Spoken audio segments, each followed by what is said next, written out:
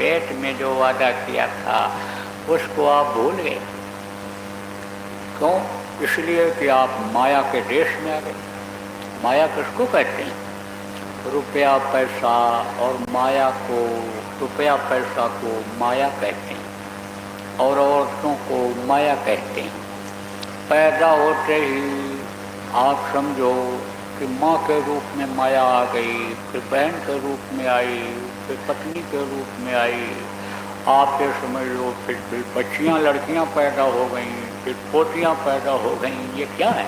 ये माया है।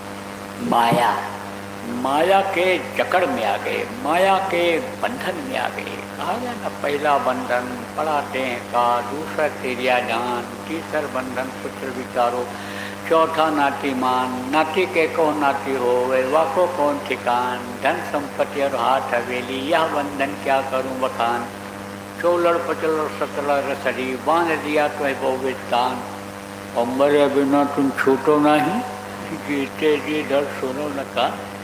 तो ये जितनी भी चीज़ें हैं ये किसके अंदर में है? ये सब माया के अंदर में है।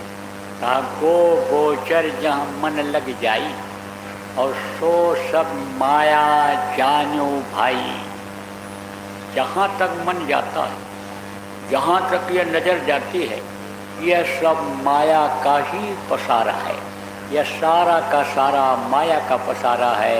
इसीलिए देखो, रुपया पैसा के लिए, औरतों के लिए आदमी दौड़ता रहता है, शरीर को अपवित्र कर लेता है, आप ये समझो गंदा कर लेता है, अंदर में गंदगी जमा कर लेता है। आप समझो कि इसके पीछे आदमी को मार देता है, खून कतल कर देता है, जिसको कहा गया। यानी आप ये समझो झूठ भी बोलता, बेईमानी भी करता, धर्म कर्म से भी अलग हो जाता, भगवान से भी अलग हो जाता। किसके पीछे? कहा गया न दादा न भैया, सबसे बड़ा रुपया कहते हैं। रुपया आना चाहिए, कैसे आना चाहिए? चाहे कमा करके लाओ, चाहे मार करके लाओ, चाहे काट करके लाओ, चाहे जैसे लाओ। तो ये सब क्या है? ये सब माया ही है। सारा का सारा माया का खेल है। तो अब रहना तो माया के ही देश में है, छुटकारा तो माया के देश से ही निकलना है, इसी से छुटकारा लेना है। तो अब ये विस्तार में तो आपको, जब आप अभी 10 और 11 तारीख को बावल रेवाड़ी, जो आपके समझो इधर बहरोड के आगे, उधर दिल्ली से पहले जगह पड़ती है बावल, सब लोग जानते हो। तो वहाँ पर अपनी आश्रम की ज़मीन है, वहीं पर कार्यक्रम समझो 2 दिन का होने जा रहा है, 10 और 11 को। तो बंधन से रक्षा कैसे हो, कैसे ये माया का पर्दा हटेगा, ये तो विस्तार में आपको वहाँ बताया जाएगा। लेकिन थोड़ा बहुत आज आपको बता दूंगा कि जिससे ये धीरे से पर्दा सब हटेगा। तो माँ के रूप में आई माया का छाया माँ के रूप में पड़ा, आप ये समझो। फिर उसके बाद बहन के रूप में आई माया का पर्दा पड़ा, आप ये समझो। उसके बाद में बहन के बाद में पत्नी के रूप में आई, और फिर ये नाती यानी समझो ये इसके पोते के रूप में आई। तो आप ये समझो कि ये माया का चक्कर में आदमी फंसता चला गया। तो बोलता चला जाएगा। पहले तो जब समझो कि यह बंधन नहीं रहता है, औरत का बंधन, पति का बंधन जब नहीं रहता है, तब आदमी को और बच्चियों को यही फिक्र रहती है, लड़कों को यही फिक्र रहती है कि हमको शरीर को चलाना है। छोटे बच्चों को कुछ रहता है? कुछ नहीं। लेकिन खाना याद रहता है, भूख याद रहती है, खेलता रहता है। साथी कितना भी कहें रुको और थोड़ी देर खेलो, और कहता नहीं भी हम खा के आते हैं। दौड़ के गया, फट से खा के फिर आ गया, चाहे मन उसका लगा हुआ है खेल में, लेकिन उसको यही याद रहता है। जब ठंड लगी तब रजाई खोजता है, तब कंबल खोजता है, तब जब बरसात में भीगा तब छाये की तरफ भगता है। तो खाली एक ही चिंता शरीर की ही रहती है। उसके बाद में आप ये समझो, जब शादी ब्याह हो गया तब कहता है कि अब इसका भी ध्यान रखना जरूरी है, अब हमको भाई जाने दो, ज़्यादा देर हो रहा है, औरत घर पे है, अकेली ही है, ठीक नहीं है रहना, हमको जाने दो। अब उसमें समय बीता। तो ये चीज़ किस लिए आया मनुष्य शरीर, वो भूलता जा रहा है धीरे धीरे। किस लिए आया वो भूलता जा रहा है। आप ये समझो, फिर बंधन बना। आप ये समझो, लड़के हो गए, औरत के लड़के हो गए, अब वो भी तो एक बंधन में बना। वो एक तरह से समझो कि उसमें भी भूला। फिर यानी समझो, कहते हैं कि दूध और पूत से किसी का पेट नहीं भरता। ये ऐसी चीज़ है कि शुरू में ही मिलती है। क्या मिलता है? आप ये समझो, दूध मिलता है। बच्चा दूध शुरू में ही पीता है, तो शुरू से ही दूध पीने की उसकी आदत रहती है। शरीर रोगी हो जाए, डॉक्टर मना कर दें, या शरीर रोगी हो जाए, दूध न हजम हो या ज़्यादा पी ले, तो फिर समझो उससे आदमी को घृणा होती है, बच्चे को घृणा होती है। नहीं तो दूध सबको प्यारा होता है। आखिरी वक्त तक देखो, कहते हैं डॉक्टर कि अब उन्हें नहीं खा पाएंगे, थोड़ा दूध पिला देना है। तो दूध से मन जल्दी नहीं भरता है। और ये जो संतान है, ये जो खानदान है, इससे इस वक्त पर कलयुग में तो और भी ज़्यादा, लेकिन पहले भी था, इससे आदमी का पेट नहीं भरता है, उसी में ही फंसा रहता है। तो कहाँ से याद आएगा वादा? अब आपको बहुत से लोगों को वादा याद नहीं है। और अगर कहीं कथा भागवत में जाते होंगे, प्रवचन में जाते होंगे, तो वहाँ जब याद दिलाते होंगे विद्वान, तब आपको याद आता होगा। लेकिन वादा तो किया था। क्या वादा किया था? माँ के पेट में किस हालत में थे तब वादा किया था? और दो मुखी जब रहे थे, सिर थल ऊपर पाँव, और राखन हारा राखिया, जठर अग्नि की, और राखन हारा राखिया, जठर अग्नि की लाओ, तू ही तो टुटकार थी, छपता अजपा जाप, और बाहर आकर बरमिया और बहुत उठाए पाप। जब सिर नीचे था, पैर ऊपर था, माँ के पेट में, और माँ के पेट की आग जब जला रही थी, अंदर तपा रही थी। पेट में आग ज़्यादा होती है, वही अन्न को हजम करती है। और माताओं का, माँ के पेट की जो आग होती है, तेज होती है। आप ये समझ लो कि इनका हाजमा अगर थोड़ा बहुत ये चलती रहें तो आदमी से ज़्यादा अच्छा रहता है। कोई भी चीज़ गरिष्ठ भी खा लेती हैं तो हजम हो जाता है। अगर चलती फिरती रहें, शरीर से मेहनत करती रहें, बैठा ना रहना पड़े, तो आप ये समझो हजम हो जाता है। तो पेट में गर्मी होती है, तो वो गर्मी बच्चे को बराबर लगती है। तो मुख जब थे तो तप रहे थे, उस समय पर तू ही तो टुटकार थी, जबता अजपा जा। बस हे प्रभु जल्दी तैयार करो हमको, जल्दी बनाओ, बाहर निकालो, बाहर निकालो, बाहर निकालो।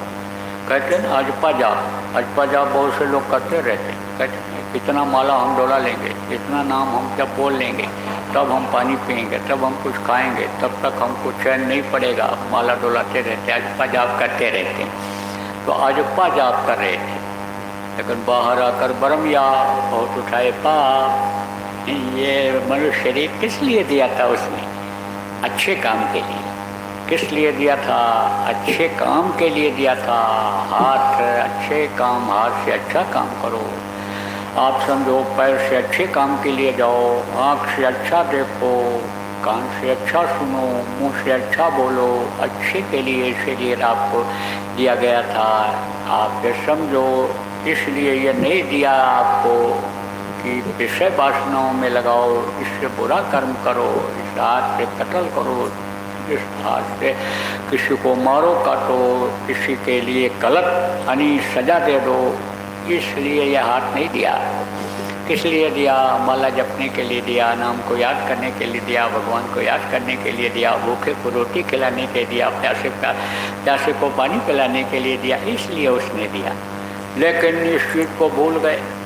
माया के देश में, जैसे मैंने बताया कि भूल भुलैया है। यहाँ पैदा होते ही माया का पर्दा पड़ा, प्रभु का दर्शन होना बंद हो गया।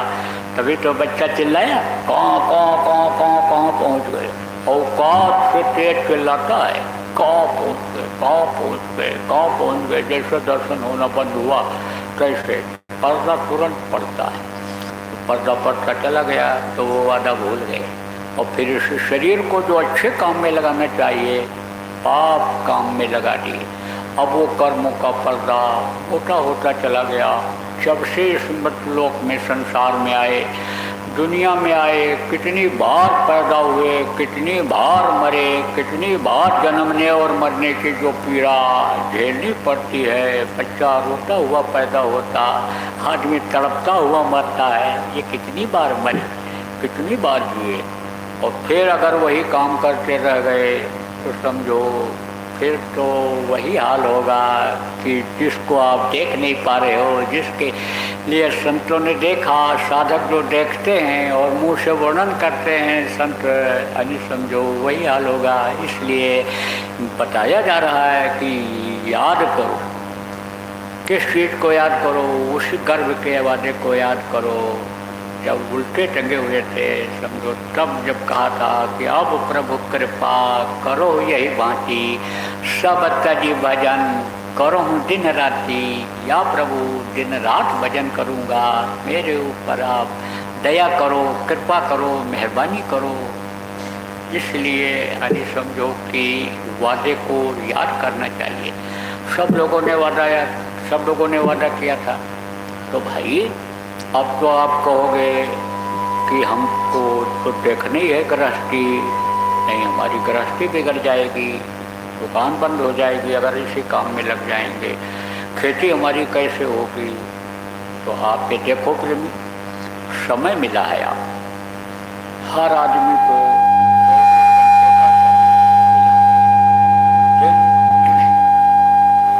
दिन और रात मिला करके 24 घंटे का समय मिला है।